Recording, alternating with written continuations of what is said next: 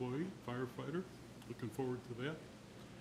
And I don't know where I lost time here, but I'm 2 minutes late. The clerk will hold me accountable.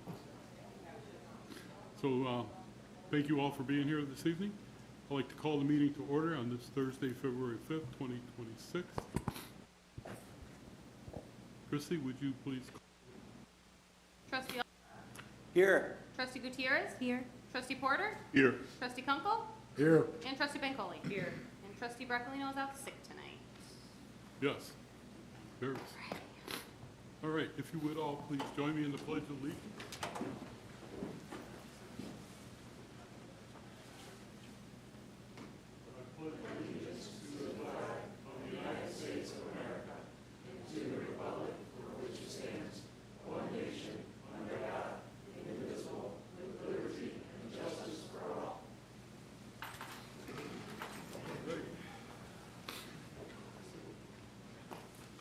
We have a motion to accept the agenda. So move. Second. We have a motion and a second. Take roll. Trustee, Want to remove something from the, Oh, yeah. I got this. I want to make a motion to remove 7A17 from the consent agenda. 17. Thank Yep. you. you're removing 7A17 from the agenda. Anything else? Anyone else? Hearing none. Trustee, can I? Chrissy, call the roll. Trustee Gutierrez? yes. Trustee Porter? Yes. Trustee Kunkel? Yes. Trustee Bancole? Yes. And Trustee Alba? Yes. Thank you. Very good. Presentations. The swearing in of full-time job. Paramedic. Your real Uvalde. Okay.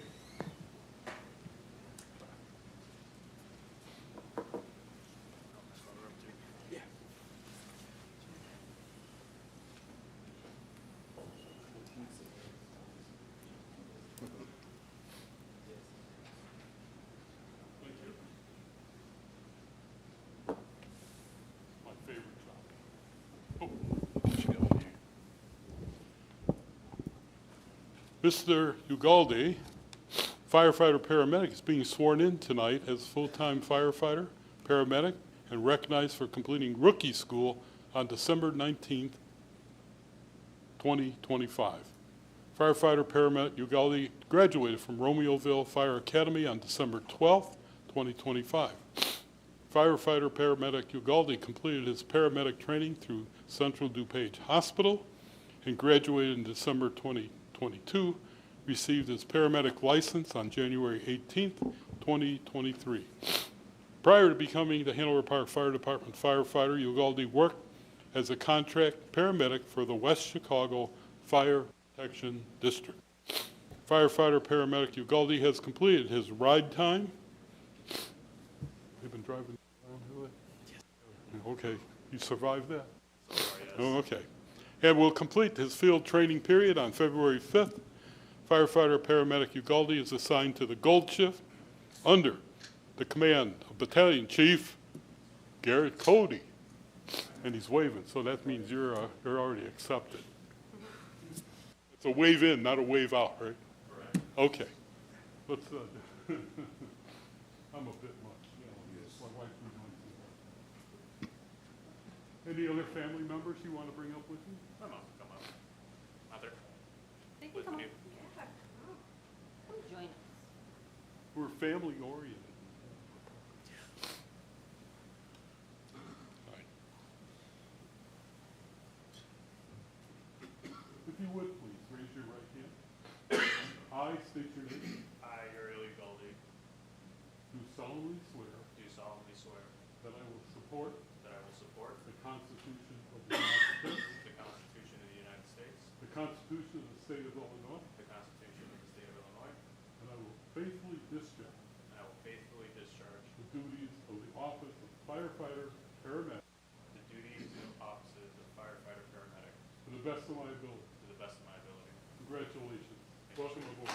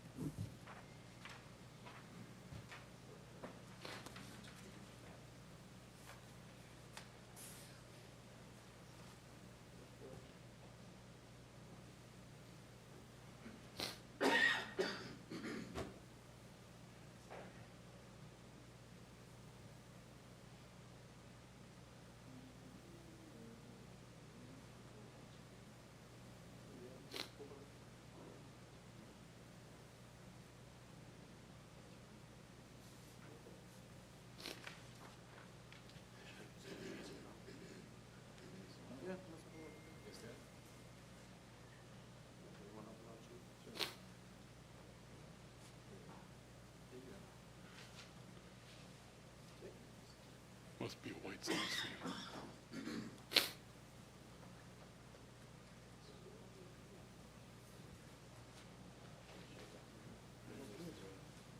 We got a couple photos here.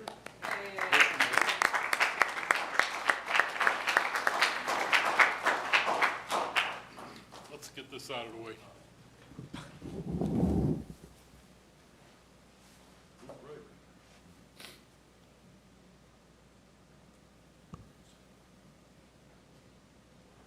Well, welcome aboard, and I wish you the very best.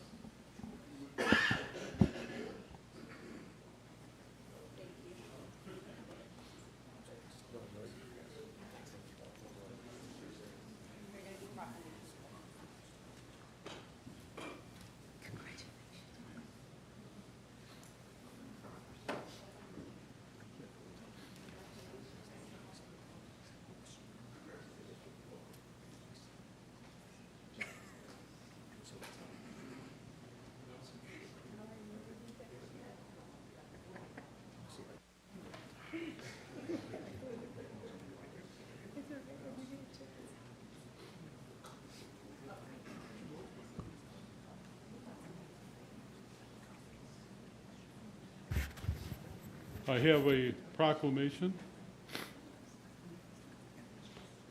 I love proclamations.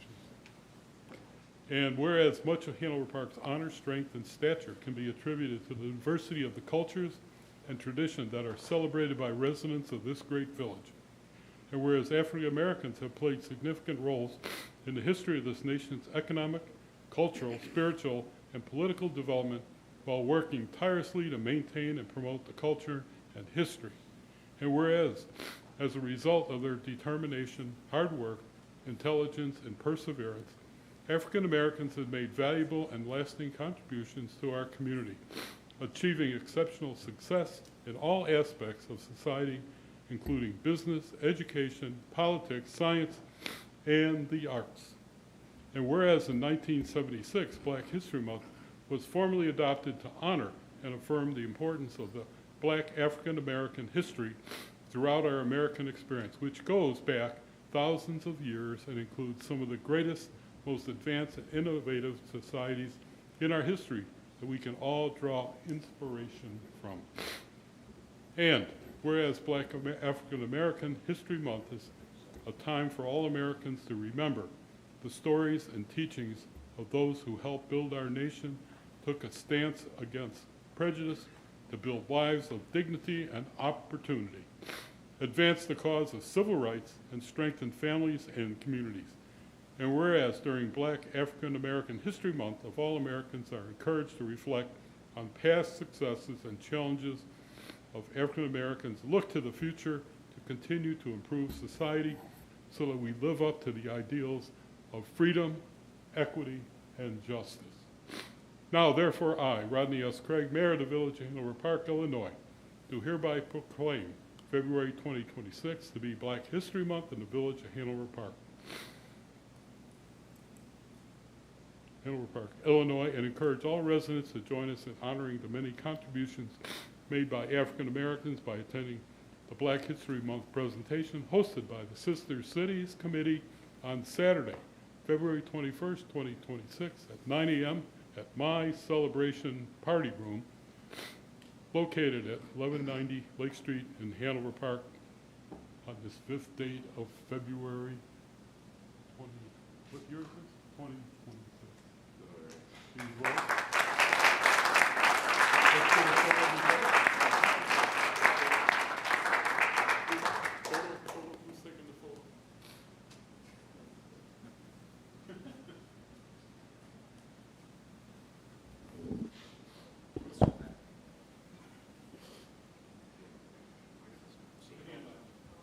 All right.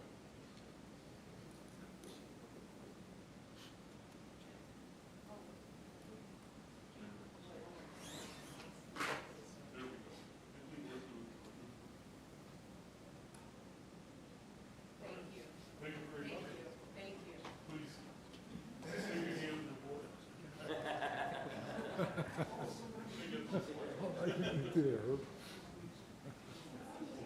Nice meeting you. You too.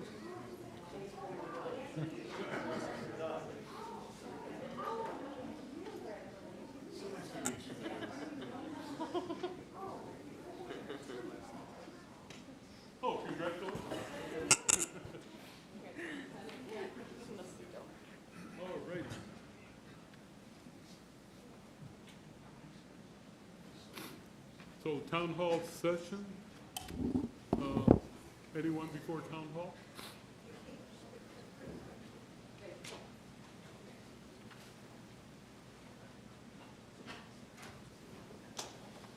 Okay, they decide not to speak, we're going to address that. I would like to move at this time to relocate the executive at this moment in time from the end of the meeting to right now, and then we'll come back with, I need a motion. I'll make a motion. Second. We have a motion and a second. Hearing no discussion, Madam Clerk, call the roll. Trustee Porter? Yes. Trustee Kunkel?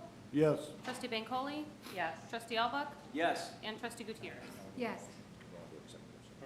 Now we need a motion. So you're going Now I need a motion to go to executive. right, and it'll be for 2C1 personnel, the appointment and employment of a specific individual and the dismissal of a specific individual.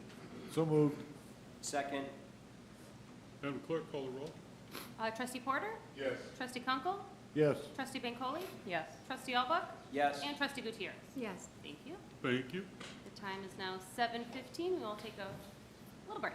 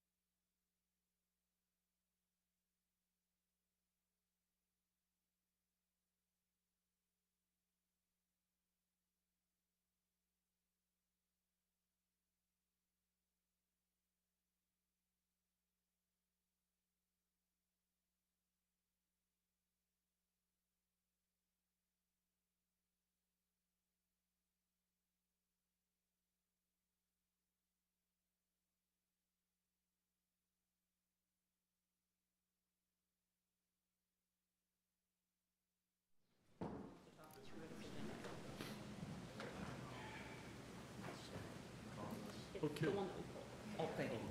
It's fine. I'll remind you when we get there. Give me 1 second to switch.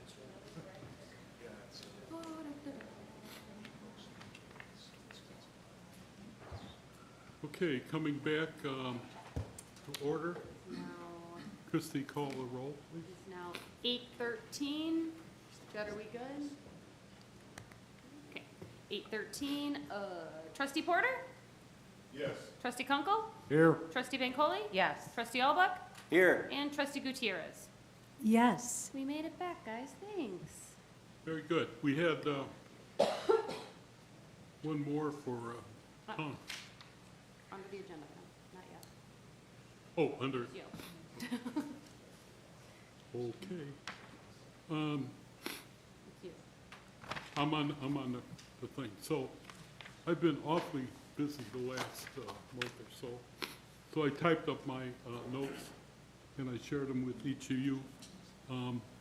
Number one, statement of economic interest, they're due May 1st. I think that's important. I know it all is. The clerk submits, and then those of us need to pay attention to that, if you would, please.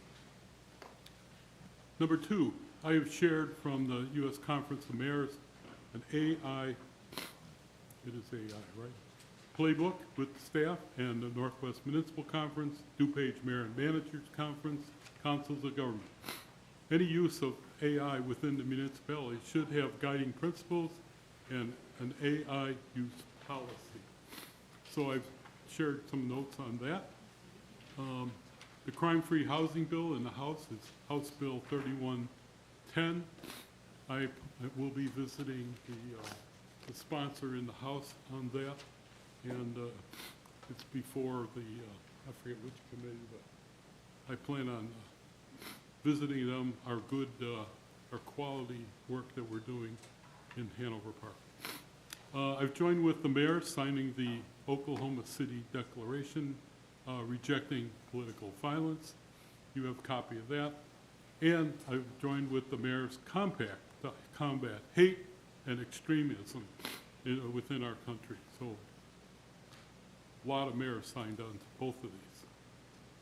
And I've provided copies. Collaborating discussion with the U.S. Conference Mayor, the Police Executive Research Forum, who shared what every mayor should know. So I've shared that with all of you.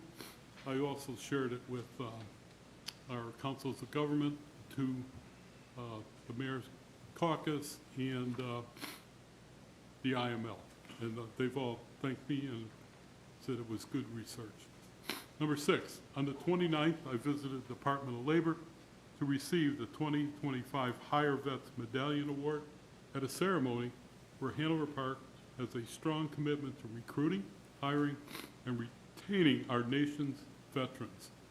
Thanks to our HR and department heads for supporting this initiative in our 6th year. We should all be very proud of that. During the conference, I met with 8 Illinois mayors and the mayor of Chicago, Brandon Johnson, and he's seeking support for the return of our local government distributive fund to 10%.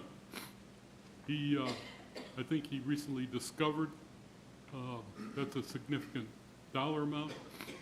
We should all be supportive of the initiative laid out by IML, the 9 councils of government in Northeast Illinois, and the 275 municipalities of the Mayor's Caucus. I happen to be an active member of each. We had a great dialogue, and I'm optimistic for our future collaborative efforts. The mayor didn't realize so much effort had already been established and is ongoing with all the municipalities. So he said, boy, this is, you guys really been paying attention. So it was a good meeting, and we look forward to greater collaboration across Northeast Illinois and, of course, the state. I met with the Water Council, who suggests our state revolving loan program as they work with congressional support to the state programs.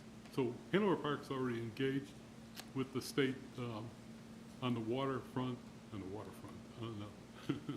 the issue. It's nice what they were suggesting to other communities that congressionally to support those funds, which would be very helpful, because I know in the history of these funds with the state, federal efforts have paid down those, which would help us. If they did that, we would then not owe anything. So we'll see how that comes out. It's a good effort and a lot of support on the national front. 9, the housing and homeless crisis was spoken to extensively. Hanover Park is engaged with the North Suburban Cook County Mayoral Homeless Roundtable. And in my absence, Shubra, thank you Shubra, attended on my behalf. And she provided some notes. I gave you copies of that. And finally, our good friend Rick Roberts is in the final stages of life. He is not doing well, and I'm planning on visiting him at Hines Hospital tomorrow. He's been a good friend, a very strong supporter of football in our community for years and years. You could hear him talking a game all the way over in my neighborhood. He would boom out. Very likable guy, very supportive of Hanover Park and this board and people of Hanover Park. So with that, there was so much I wanted to speak on. I thought I'd type it up with some numbers. And thank you very much. With that, I move to approve by omnibus vote items on the consent agenda. So moved. Second? And those are items 7A1 through 7A16 and 7A18 through 7A20. And we've removed 7A17. Correct. We'll be coming up in a little bit. Alrighty. Trustee Kunkel? Yes. Trustee Bancole? Yes. Trustee Albuck? Yes. Trustee Gutierrez? Yes. And Trustee Porter? Yes. Thank you. Thank you. Seven- Where the heck am I? 7A17. 7A17. 7A17, we want to make a motion to remove this entirely and send it back to the Development Commission for further review and consideration. We have a motion. Do we have a second? Second. We have a motion and a second. Discussion. Tom would like to speak on the, Okay. yeah, up to the microphone. I think we all know Tom Clark, member of the Development Commission. Yeah, I'm Tom Clark. In this case, I am kind of speaking on behalf of the Development Commission, and my address and all the vitals are on file somewhere in the Village Hall, I'm sure. I noticed that the 7 Alpha 17 item was coming off of, I want to make sure I'm clear, are you taking it away, period, or are you just taking off the consent agenda? So it was taken off the consent agenda, and now there's a motion to take it off completely. Okay. Well, there was a motion actually to send it Back to the, to the Development Committee. back to the. Okay. take it off the For further agenda for consideration. today. Okay, Yes. okay. Well, I thought it might be appropriate to give a very quick kind of a recap on the whole issue. I went back and thanks to technology, looked at some of my notes, and it was discussed informally and formally over essentially three meetings, the last one being the public hearing. And there was a lot of discussion, based on some of my scribbled notes, but a lot of discussion about a number of aspects of it. There was nonconformance discussion. There was, I'll add to it, there was what do we do about the landscape requirements in bringing up conformity. We didn't vote on anything to increase anything that would increase the nonconformity. The one thing that was pointed out to us is that Hanover Park as a community is really the only community that requires a hearing for these kind of EV facilities. Many of the surrounding communities do not. We are only adding 2 charging stations or 4 vehicles total on this particular text amendment. If it's anything above that, the Development Commission will be looking at it as a separate issue. There's also the aspects to consider. It's helping the business community locally. And really, in the end, it was a unanimous vote, 7 to I think it was 6 or 7 to nothing. I don't think there was any abstentions on that. So, and there was a lot of questions asked over the 3 meetings. So it was very, I think, pretty thoroughly gone over. I'll certainly answer further questions if you have them, but it was, as I say, it was not a quick discussion to get this through. So in many ways, this brings us up to speed with other communities that surround us, and I think favors the business climate. Thank you, Tom. Anybody else? Okay. Thank you, Mayor. So I'll just tell you what my concern is about the ordinance. The concern is that the ordinance permits these EV units in areas which do not have the legally conforming amount of parking. And I think that needs to be, I believe that needs to be at least looked at again. You think that was looked at? Much was discussed, and if we're doing nothing to increase the nonconformity. Well, the only thing is, let's say you had 4 or 5. Tom, can you come back up to the Yeah, microphone? So let's say you had 4, let's say you had a parking lot, and that the requirement to be conforming is, say, 12 parking spots, to be conforming with the legally current requirement. But they have only 4 or 5 parking spots because they existed before you passed the parking requirements. In that situation, I think, you could have the possibility, or even the likelihood, of having more EV parking spaces, maybe 3 or 4 EV parking spaces, and only having 1 parking space that isn't an EV parking space. Well, And the law does not allow a vehicle that is not an EV vehicle to park in an EV parking space. Can I interject? Yeah. May I interject? I'd like to ask if maybe Director Govin could just provide additional context to Go ahead, this. Schubert.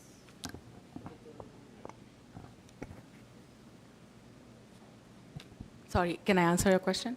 Yes, please. I'm sorry, I didn't hear your question. So I understand that our Development Commission has had several meetings Yes. on this. It appears as though this has been thoroughly discussed.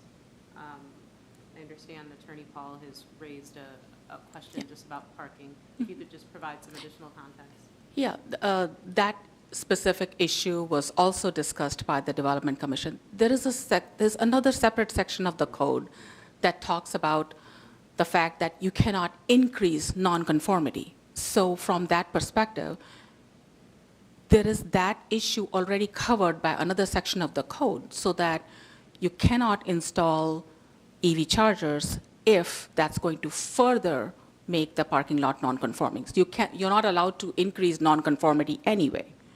So that aspect, the commission felt, was already addressed in another portion of the code, where what the commission was saying was, as long as it was serving 4 or less vehicles, then allow them by right. But if it was anything more than that, it would still have to go through a public hearing. And the second thing was that the commission wanted to make sure was that even in those instances, that the site plan and the landscape plan would then come under review, which means the properties would actually improve, because currently there is no way to require them to improve unless they were doing something. So this way, if there was something, then it would be subject for review. And then we could even ask them to improve the property. But you're not allowed to increase nonconformity as it is covered in another part of the code. I think once you pass an ordinance following the ordinances that you've already passed, Yeah. which say it's an approved accessory use, and you do not say anything about conformity or non-conformity, they can do it. That other section that you just mentioned, I don't think would stop them from doing it. As The, far as the landscaping is concerned, that really isn't the real issue concerning the actual parking requirements. all of those things were discussed, and the commission felt that as long as you were not further reducing the number of parking spaces, that as Well, long you as it would was be 4 or reducing less, the then it number. was okay. I believe you would be reducing the number of parking spaces. I just think they need to have, well, that's what I believe. I think they need to look at it again. It's not saying that it shouldn't pass in whatever form it needs to pass, just that they should look at it again. Yeah, there was robust discussion. I'm going to let I think it's Commissioner appropriate Clark. to Send it back to the commission. I You think don't it's have time to hold- call the You don't question have to on hold this. another public Second. hearing. You do not have to hold another public hearing. What's- Again, calling the question. Second. Great. Can I take roll? Yes, Thank you. they called the question. Just want to make sure you're okay with it, sir. Trustee Kunkel. Yes. Trustee Bancole. To send it back to the commission. For review. Yes, to send it back to the commission.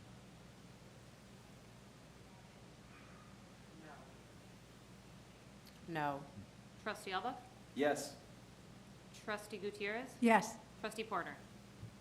No. Mayor. Yes. What's the vote? 3, 4 to 2. oh, 4 to 2.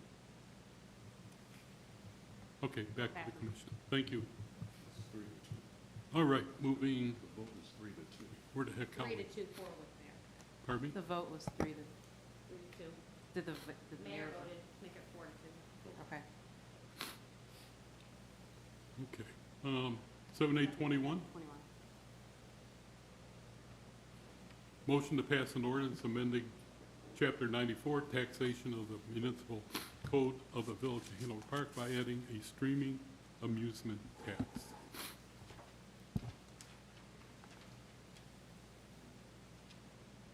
Do we have a motion?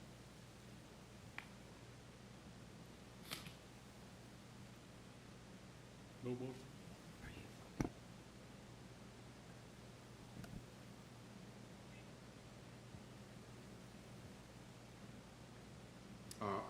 So that we can have discussion, I'll make the motion. So move. We have a motion, do we have a second? Second. Okay, we have a motion and a second. Thank you. Discussion? Discussion? Is that okay? Just forgive me, I wasn't able to, the previous time we discussed this, I had to leave early. Thank you for the additional information that was provided. So I do just want to clarify, this would be in addition to the existing cable franchise fee. It is separate because cable franchise fee only impacts cable and streaming would only impact streaming. So it is two separate fees, taxes, right? They're completely separate. So this was brought to the board right after the workshop because at the workshop it was a majority of the board that requested to see the draft ordinance. So that's why it's here before you today. This is first draft, right? Like, this is just The fir- the first reading. That would be up to your decision on how you'd like to handle that, but yes, absolutely, it can be. Okay. Okay. Yeah, I have some reservations about this, which I have expressed to the mayor and maybe to the public here.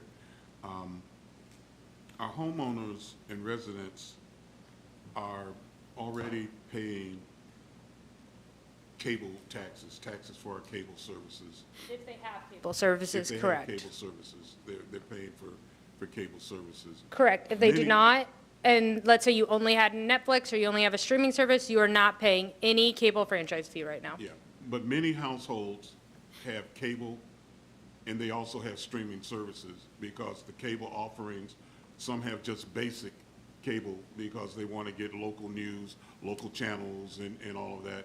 But then if you want any of the other streaming services, now you've got another service that you're adding to that. So I think it's probably pretty common that there's people paying for cable and also paying for streaming.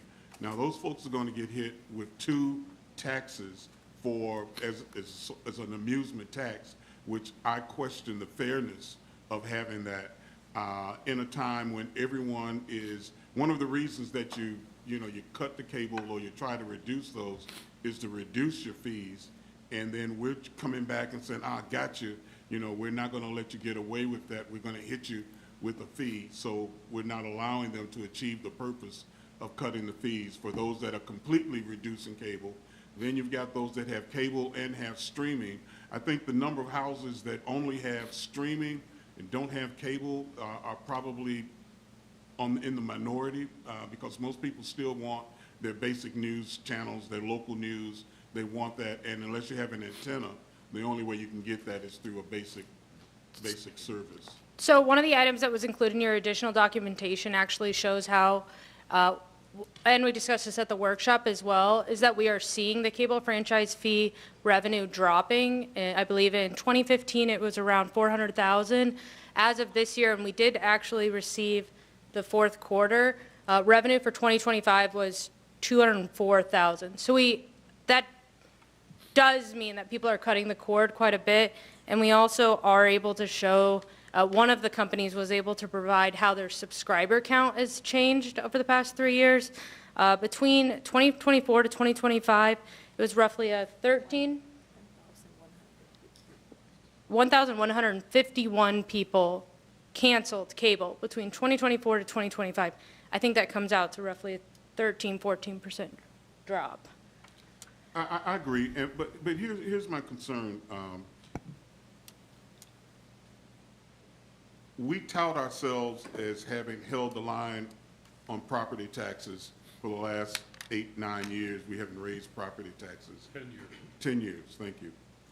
And we'll get all of that information in our mayor's State of the Union address on the 11th that he'll be giving, that we're all looking forward to. So we tout that as quite an accomplishment and an achievement. Yet on the other hand, we can't do that and then raise fees and taxes on other areas and still say that we're holding the line on taxes when it's like a shell game almost. Yeah, we didn't do it here, but we did something over here, and we think our residents don't notice, and they're very aware that, we raised the water tax, but we didn't raise the property tax. We raised the franchise fee tax on streaming services. We raised that, but we held the line on property taxes. We have to be honest with our residents about our position and our accomplishments with taxes and holding the line. And I think that, when we do things like this, another thing that, will be coming up at some point is what we're going to do with red light camera revenue, which I see as another tax on our people. So it's all of these things that we do while we hold the line in one area, but we raise taxes in other areas. And I think I don't mean to be overstated, but I think it's disingenuous when we do that.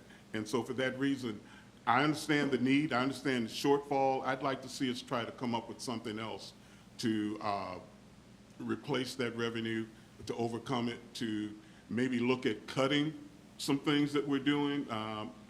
Some of the departments that we're replacing equipment that's not essential, some of the improvements that we're making, some of the other things that we're doing in the village that aren't essential. Maybe we could look at cutting back on some of those type of things, some of the expenses that we have, rather than always looking at taxes as the way, and service fees and taxes as the way that we recover lost revenue.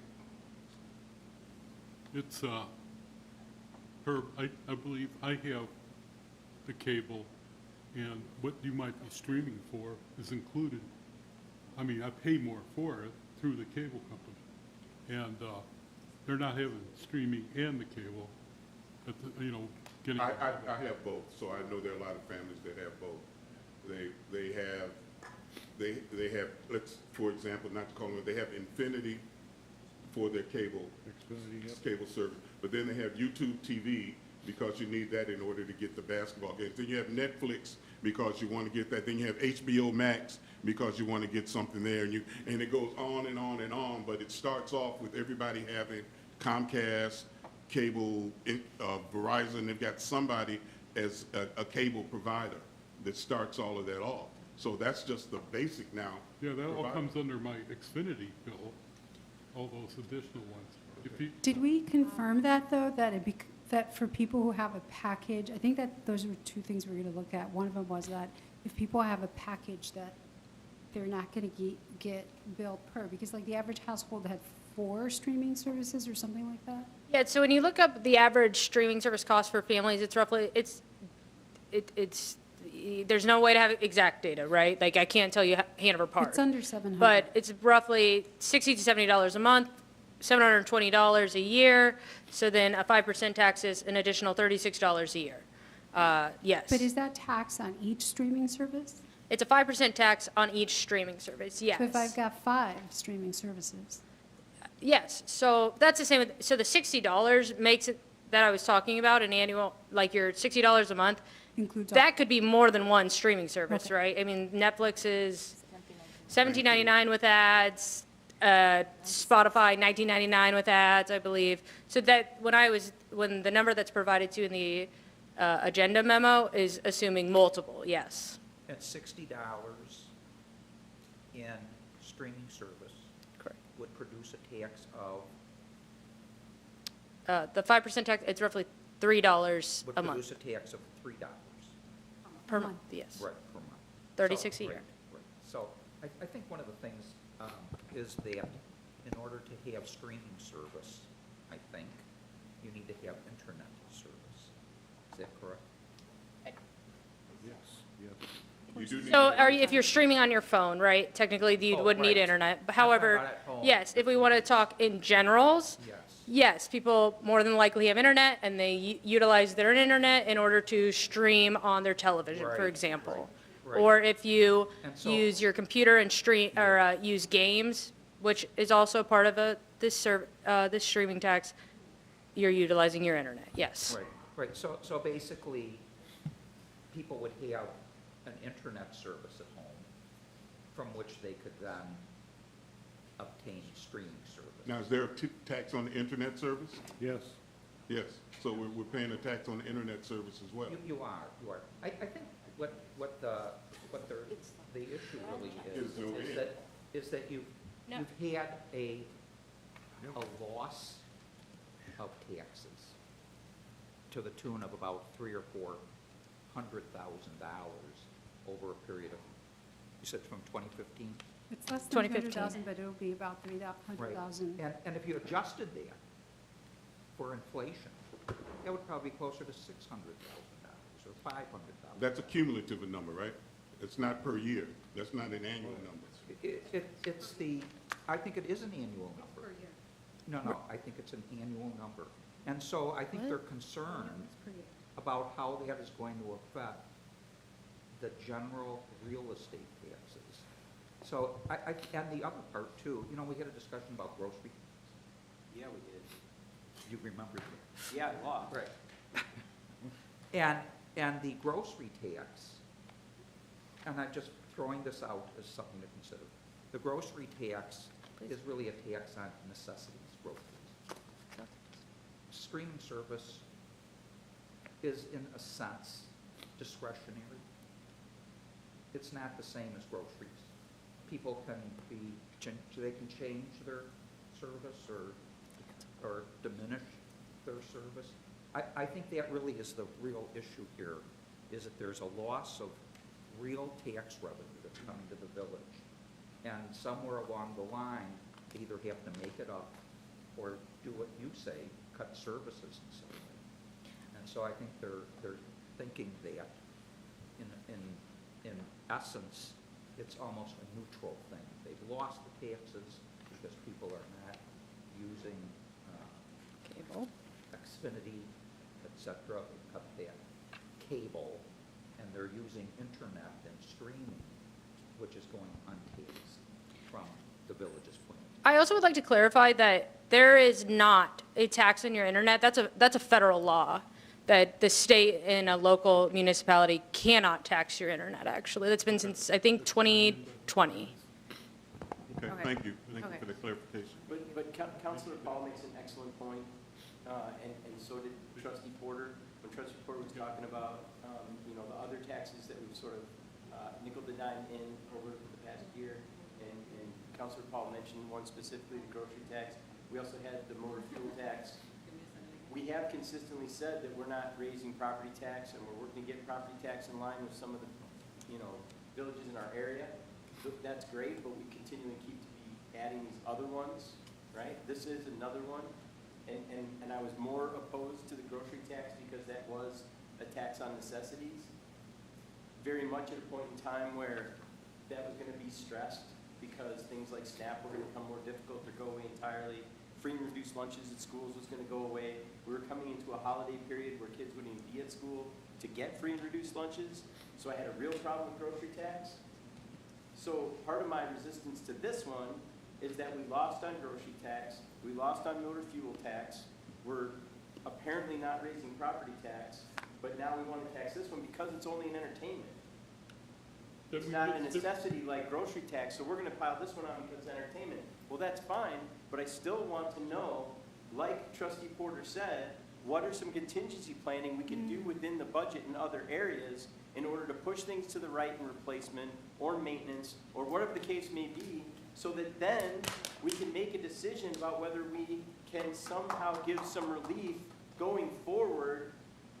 Even if we put this tax in, if I lose again, we put this tax in, that's great, but I just want to know what we can do further down the road, and I don't want to put extra pressure on Public Works. I understand what was told to us by Director Moore, that this money covers when they have to deal with Julie because they're doing other work and a cable line got cut.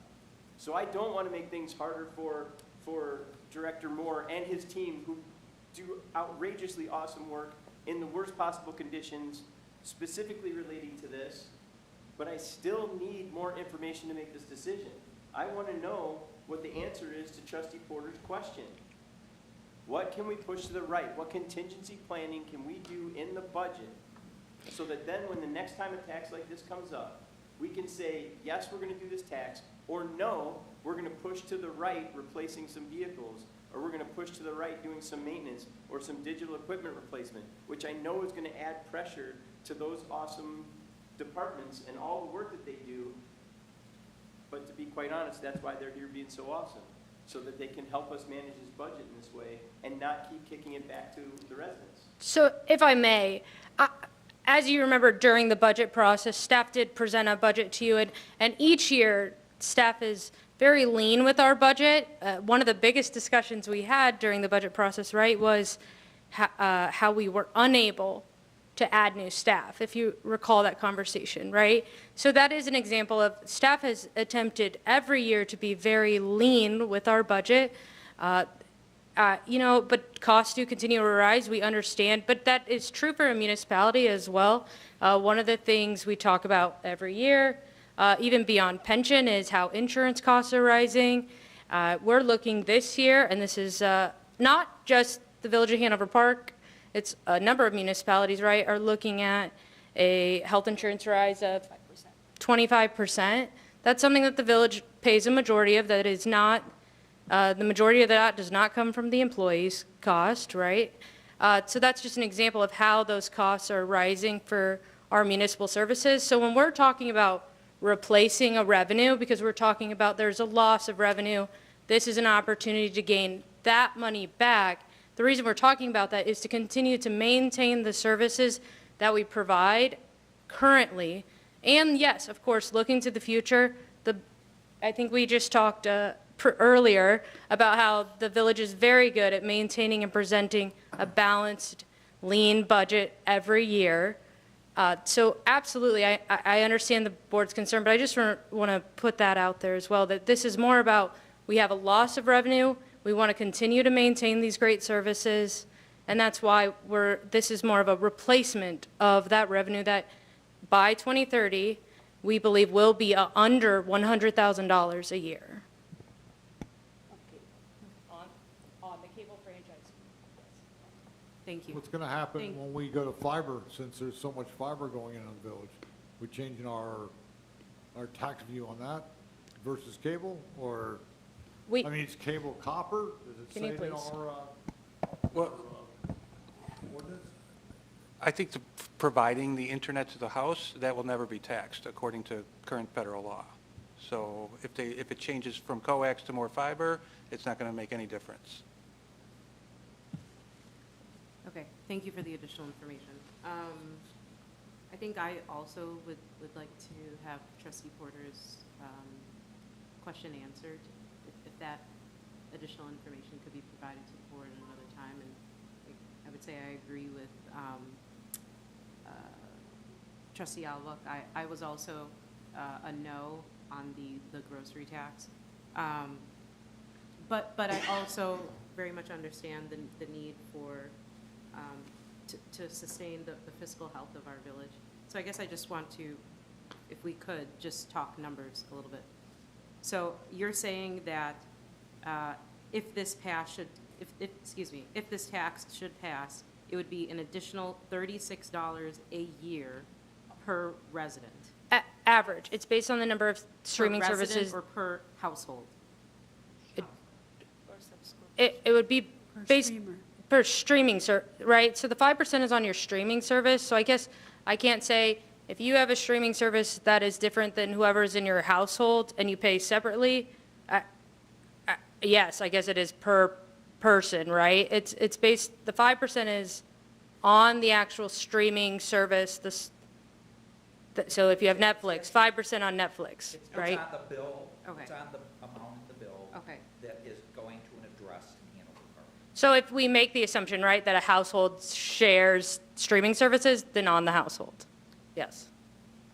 Okay, so if someone has 3 streaming services, they would likely pay a little over $100, based off of this information, is that correct? It depends on the streaming service, right? So if we're saying Netflix, no ads, $17.99, plus Spotify, no, I'm pulling these numbers off of memory.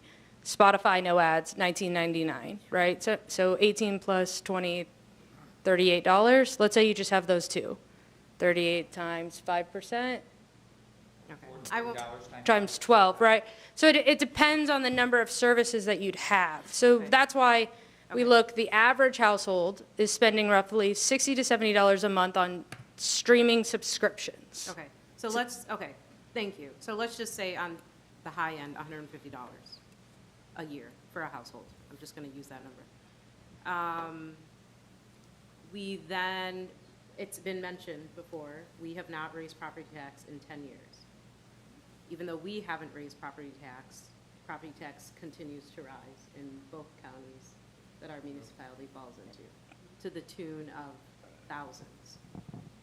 And so, if we're looking at the numbers, right, we're really just looking at the facts, $150 would be less of a burden than several $1,000s. I do still think that the board possibly needs additional information. I had mentioned before that if there was an opportunity, I would, I fully recognize that many people don't have cable anymore. Some people still do, but many people don't have cable. I don't have cable. And so I recognize, I would understand an either or, right? Like, people have left cable, we now have streaming, so it's updating.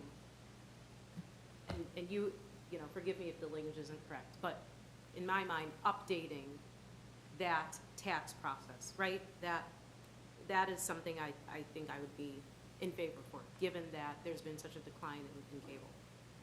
I also brought up the topic of cannabis, right? Several years ago, we revamped our cannabis ordinance.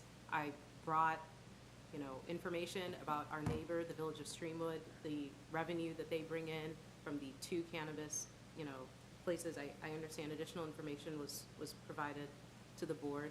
I really would like to see, I think, that approached, and I fully recognize that we have been waiting for this, proposed developer to Cannabis. take action. But I would like to see us approach that issue with some urgency from our end, given that we are now, again, talking about another tax. And it seems like every other neighbor is, receiving hand over fist in an additional tax revenue, and we are just not there. And so that is the additional information I'm requesting, and that's all I have. Well, the cannabis that Hoffman States, 2 places, barely touches 100,000 for those 2. Schaumburg, the same way. They've got 5 that they've opened, and they're barely, it's not worth the effort. The revenue is not coming up to snuff like was expected. So that's not an alternative to what we're talking here. And we've held the line on property tax. If you want to dispense with some of the other revenue opportunities, it's going to fall on property tax because there's no other alternative. So we have the ability to supplement, and not everybody, I mean, the property tax homeowners we have a lot more people than those properties. So I understand this, and I understand where we're at, right? We've lost the cable franchise fees. We need to make it up somehow. But I also understand that costs are becoming too burdensome so that Hanover Park is no longer as affordable as it once was. And so I might have to move out if this continues, to be quite honest.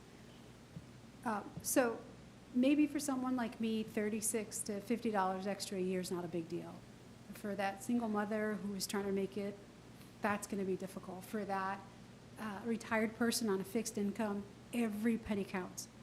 And so I'm wondering if, because this was the first draft, if we can move this or table it so that we can see also a contingency plan of where staff is looking at, cutting spending in some areas as well. Because we tout, I'm going to repeat what Porter said because we've all been saying it for a few years now. We tout that we haven't raised property taxes, but we're raising everything else.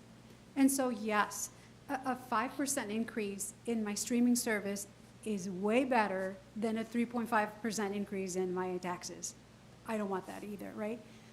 So I see that, and we do, because in 2027, we're going to be in trouble because the cable franchise fee is only giving us, what, 150,000 from 400, right?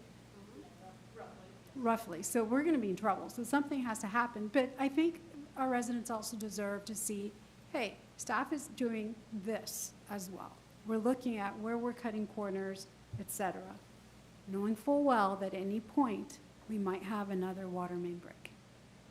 I also have that over here in the back of my head. So I propose if we can table this or move this, and it can be brought up to the next meeting if you like, and it's just a summary of what we're looking at as a contingency plan. Okay, we got a motion to table. Second.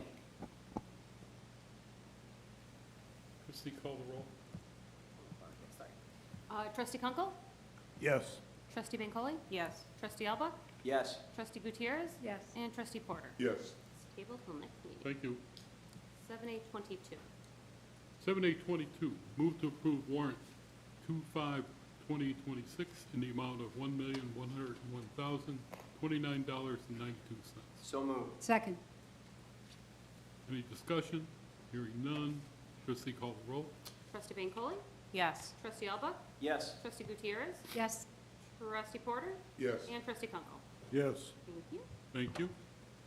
7824, 23. oh, 23. I moved my thumb. Move to approve warrant paid in advance 1/10/2026 through 1/29/2026 in the amount of $1,416,633.89. So moved. Second. We have a motion and a second. Any discussion? Hearing none. Christie, call the roll. Trustee Alba? Yes. Trustee Gutierrez? Yes. Trustee Porter? Yes. Trustee Kunkel? Yes. Trustee Bancole? Yes. Thank you. Thank you. 7824, move to approve December 2025 P cards in the amount of $32,439.69. So moved. Second. Motion is second, any discussion? Hearing none, trustee call the roll. Trustee Gutierrez? Yes. Trustee Porter? Yes. Trustee Kunkel? Yes. Trustee Bancole? Yes. And Trustee Alba? Yes. Thank you. Thank you. 7A25, motions to authorize the village president to accept the three-page proposal, Richard Escalante, dated January 12, 2026, for consulting services for a fixed fee, $7,500. So moved. Second. We have a motion and a second. Discussion? Hearing none. Trustee call the roll. Trustee Bancole? Yes. Trustee Alba? Yes. Trustee Gutierrez? Yes. Trustee Porter? Yes. And Trustee Kunkel? Yes. Thank you. Interim village manager report? Thank you. Village clerk's report. Christie? I just want to invite everybody to the State of the Village on Wednesday, February 11th at 9 a.m. right here in this room. Come join us. Also, Kids at Hope is coming up quickly, Saturday, March 14th from 10 to 1. And then also mark your calendars for Dog Extravaganza on March 28th from 2 to 3. That is all. I think they're all on my calendar. There. Thank you. Make sure. Corporation council report? No report, thank you. Thank you. Village trustees report. Jenny is now under the weather. Trustee Albuck? First. All right, so, thank you, Mayor. Primarily what I do is take this opportunity to thank the Development Commission and Schuber's team for all their hard work on the ordinance concerning balconies and EV use, to include the ordinance that we discussed on EVs today that they're gonna get to talk about again. I know that they, just dig deep and look out for the residents in every way when they spend this time. It's hours, actually, debating individual words in the ordinances to make sure that they match exactly what we want and need. Their work is exhaustive and sometimes a little less than pleasant, so we really appreciate all the extra work that those folks do on that. It really is amazing. I also owe an apology to my spouse, because as a result of the deep conversations the Development Council Commission has about balconies, as we drive around in our car, I tend to point out balconies now. So I just want to apologize to my wife for overtly pointing out balconies and the way that they are attached to buildings and the cross-cut measurement of their pylons. I'm sure that I've annoyed her to death with that. That is all I have. Thank you, Mayor. Thank you. Trustee Gutierrez? Yes, so recently I was interviewed by WGN News. Bernie here reminded me about what's happening with immigration enforcement and the violations of due process. We continue to see this in our country, and we continue to fight for the rights of those that are making this country the wonderful, welcoming place that it is. And places like Hanover Park is amazing as it is, with 33% of our folks identifying as immigrants. I want to remind you that SNAP is now, as of, this is kind of crazy, but as of February 1st, if you receive supplemental nutritional, if you're part of the supplemental nutrition program and you get those food stamps, which a lot of our folks get, especially our elderly folk, 18 to 64, if you have no children under 14, you must volunteer 80 hours a month, otherwise you will lose your SNAP funding. It's insane, but it's true. It's tax appeal season. Been talking to Kaja over at Hanover Township. There's help for that if you need it.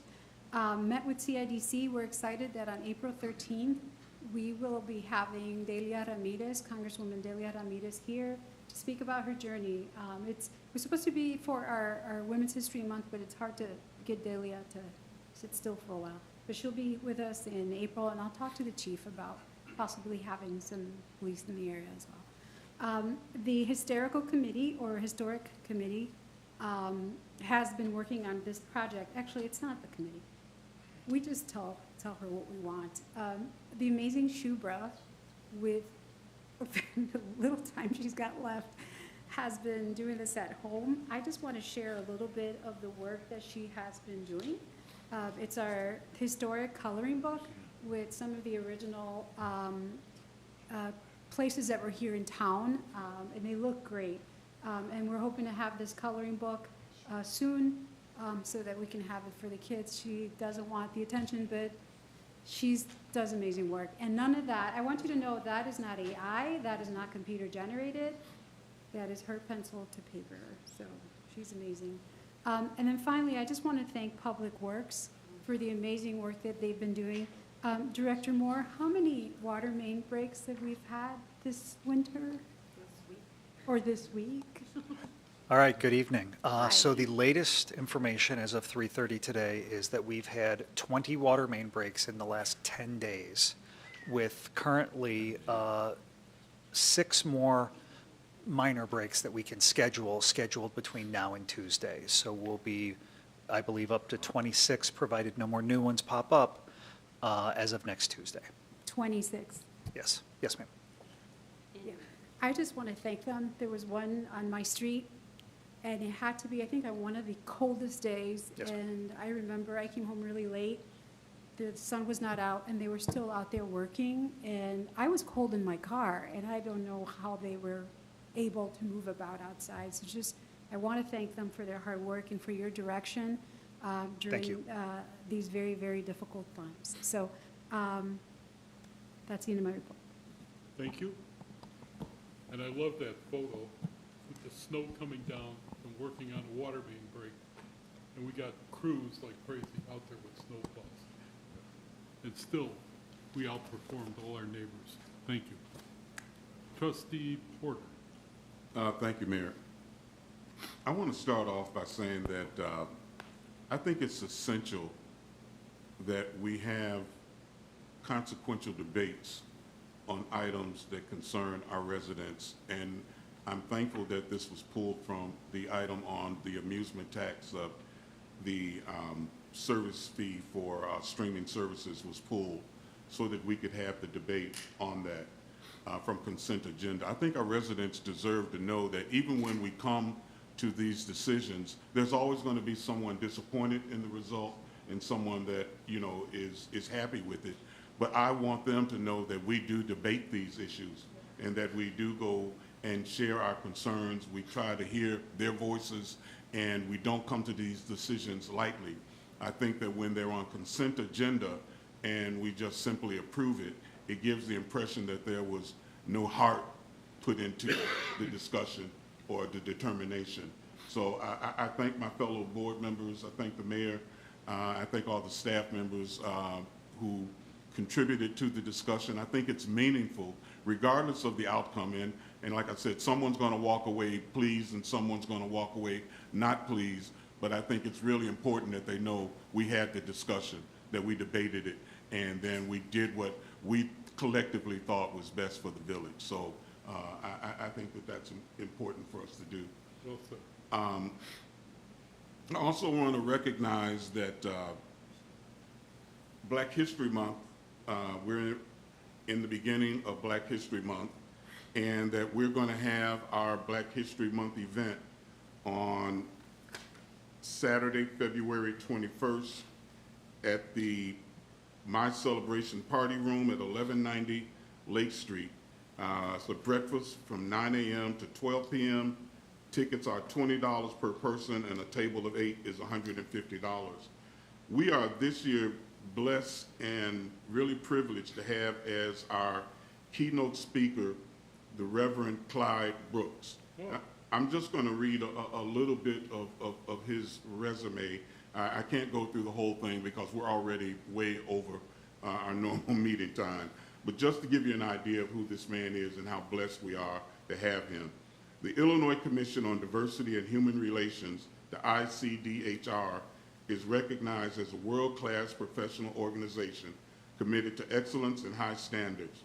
The Commission strongly believes that there is no excuse for being otherwise. The Commission, led by the Reverend Clyde Brooks, is an organization that believes to resolve man's inhumanity to man, 2 things are needed by everyone. The first is repentance, and the second, forgiveness.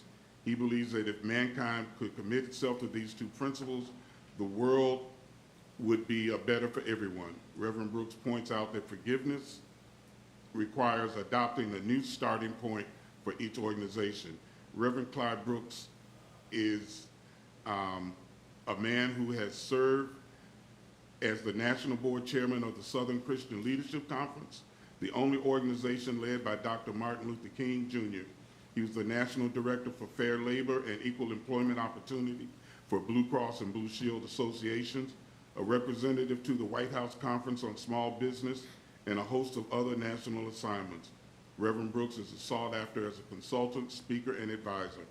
His exceptional analytic skills have been used to identify potential problems before they become a problem. So I would just encourage everyone that if you're able to please come out and hear the comments from this very distinguished gentleman who is one of the OGs of the civil rights movement. He was there with Dr. Martin Luther King, and I think his insight is going to be very beneficial to all who witness it and are able to hear it. I attended the Northwest Mayor's Conference and the DuPage Mayor's Conference legislative dinner last week. And it was a really good event, very well attended by legislators. I think all of our legislators, both from the General Assembly and from the Senate, were all represented at the meeting, and it was very well attended.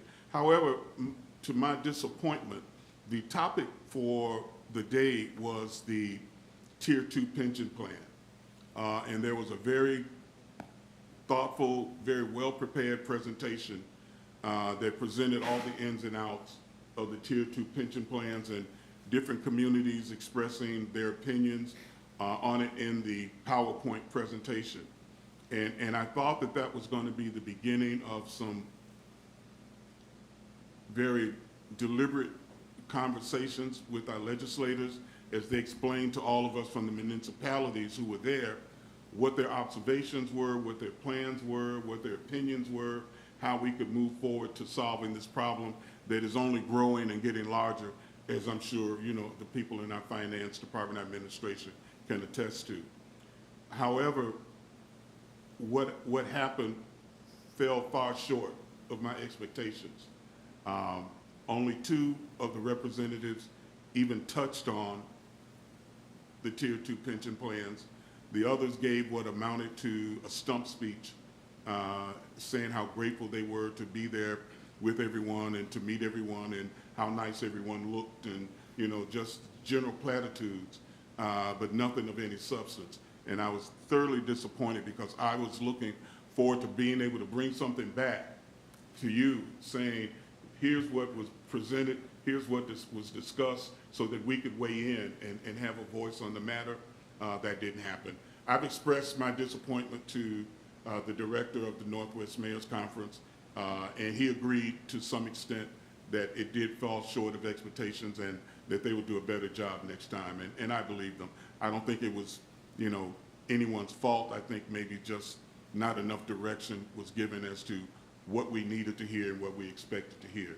So, but I do take my hat off. It was the first meeting between those 2 groups, first legislative dinner, and I know that that's very hard with all of their schedules, and you know how it's, you know, to get them all to come together in one place like that was an accomplishment in and of its own. So I just wanted to say that.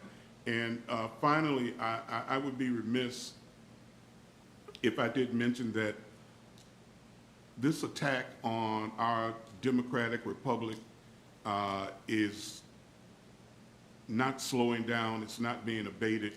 It seems to be gaining strength every day. Recent discussions on the nationalization of voting,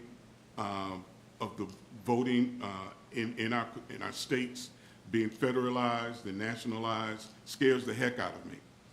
Because when the states lose the right to govern and to manage local elections, when they can come in and tell counties, clerks, and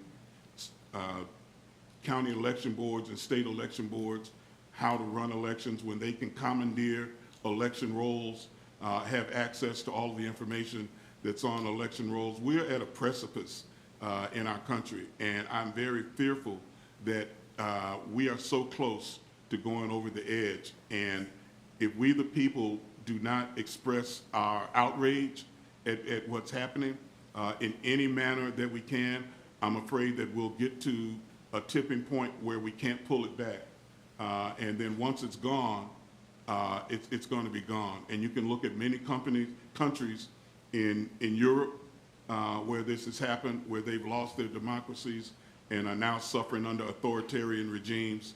And you know, we want to say that it can't happen in America, but we got to remember we're getting ready to celebrate 250 years of this experiment that we call the American Democratic Republic. There are nations that have thousands of years of history. We're babies on the world stage when it comes to countries and national origins. We're babies, and someone once famously said that, you know, this was we had a great democracy as long as we could keep it. I think Ben Franklin spoke to that. He said that it was great to have this as long as we could keep it, and I think those words ring true. We must remember that this is not guaranteed, and we must do everything we can. We got to put aside colorisms. We got to put aside red and blue and purple and all of that, and really look to do what's best for America, because when authoritarianism comes, there won't be any red, there won't be any blue, there'll just be the boot on the back of your neck, and that's what we'll have to be responding to and reacting to. So I just want to say, wake up, America. We're at a very dangerous point in our democracy. Herb, if I may, just back from U.S. Conference of Mayors, and I signed on and I shared that with the board tonight. I signed on with a memo with mayors across the country identifying that as a problem. And so I don't care what side of the aisle you're on, they were all there. And so that was good. And so we're not asleep, but we're fighting the same battle. Thank you for your comments. Appreciate it. And that concludes my report. Thank you. Trustee Kunkel? Yes, I also attended the DMMC Northwest Municipal Conference dinner. And it was about pensions, but it was very, very vague on the subject matter that they did give to us. And in my green paper, I wrote it on there. If anybody was there, I was Herb. You wrote it on your green paper about how the conference went, and it was very vague about pensions. But enough about that. Last Monday, I attended the ribbon cutting at Harper College, along with the mayor. Had a blast. Learned all about planes, like I didn't know already. There was lots of local, state, federal officials that were in attendance at the ribbon cutting. Oh, don't forget February 12th, Awards and Recognition Dinner at the Seville, 6 p.m.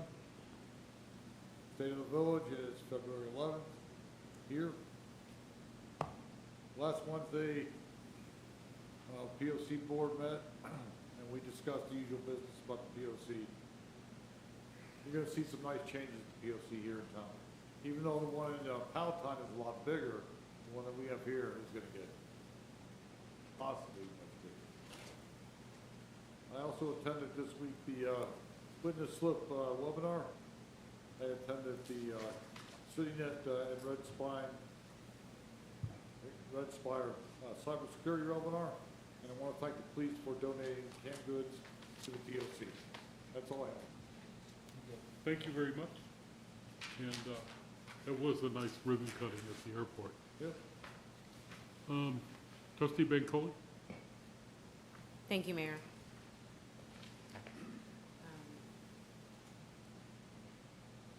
I want to thank Trustee Porter for calling to attention the recent statements that have been made. Statements that have been made as it relates to the upcoming election this year. And I believe that everything this administration says they ultimately end up doing.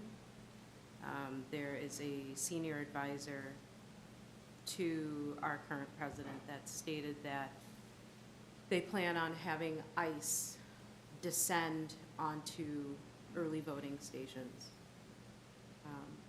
So this village is an early voting station. Excuse me, thank you. a voting location for our residents. This very room is a voting location for our residents. And so I think what would be helpful is if our county officials that administer these elections could provide us with additional information as to how they plan to, if their plans as to prepare in the instance that that takes place. Again, I take everything this administration says quite seriously. And I think it would be good to maybe just share with our residents as well, because given what this administration has stated, it might deter people from voting.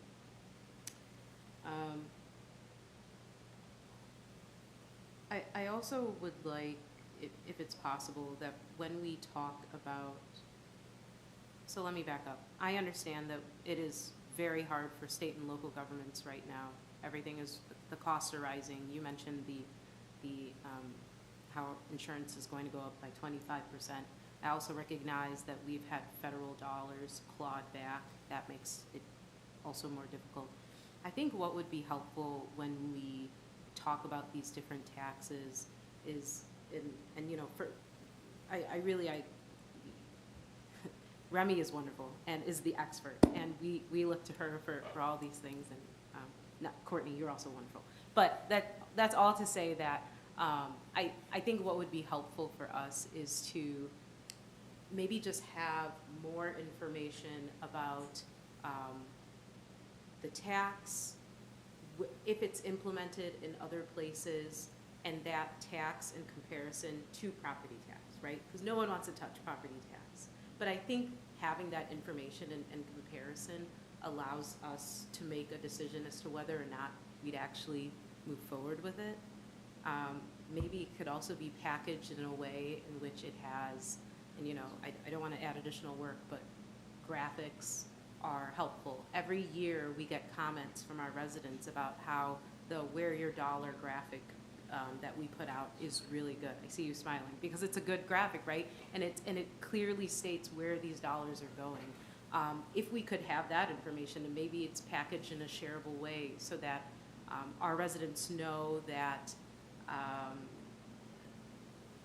you know, these are the realities, right? These are the realities of running a municipality that is in a strong fiscal standing, but also a municipality that would like to do more things, like hire more people and, you know, take on different initiatives. So I think that would be helpful when we talk about new taxes.